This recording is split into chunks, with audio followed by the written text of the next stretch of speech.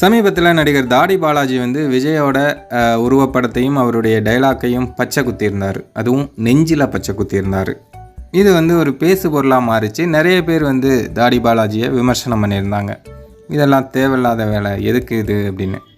ஆனால் தாடி பாலாஜி வந்து ரொம்பவே உருக்கமாக நிறைய விஷயங்கள் பேசியிருந்தார். விஜய் வந்து என்னுடைய நண்பர், இப்போ வந்து தாவேகா தலைவர், அவர் வந்து சாகிற வரையும் என் கூடவே இருக்கணும் அப்படிங்கிறதுக்காக இப்படி பண்ணியிருக்கேன் அப்படி இப்படின்னு ரொம்பவே உருக்கமாக நிறைய விஷயங்கள் பேசியிருந்தார்.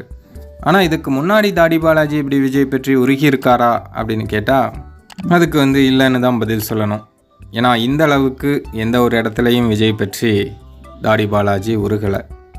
இப்போது அரசியலுக்கு வந்த பிறகு இந்த அளவுக்கு உருகிறாரே, அதுவும் நெஞ்சிலெல்லாம் பச்சை குத்துறாரே அப்படிங்கிறதுனாலேயே இவர் வந்து ஏதோ ஒரு விஷயத்தை விஜய்கிட்டேருந்து எதிர்பார்க்குறாரு, ஏதோ ஒரு பதவியை எதிர்பார்க்குறாரு அப்படின்ட்டு நிறைய பேர் வந்து விமர்சனம் பண்ணாங்க. இது பற்றி பிஸ்மி என்ன சொல்லியிருக்கார் அப்படின்னா, 32 வருஷம் ரசிகனாக இருக்கும்போது அவருடைய பெயரையோ அவருடைய உருவத்தையோ யாரும் பச்சை குத்தலை. ஆனால் இப்போது அரசியலுக்கு வந்த பிறகு இப்படி பச்சை குத்துறாங்க அப்படின்னா கண்டிப்பாக இது வந்து ஏதோ ஒரு நோக்கத்துக்காக அவங்க பண்ணுறாங்க அப்படின்னு தான் விஜயை நினைப்பார். இது ஒரு அருவருப்பான செயல் தான். இதை வந்து விஜயே விரும்ப மாட்டார்.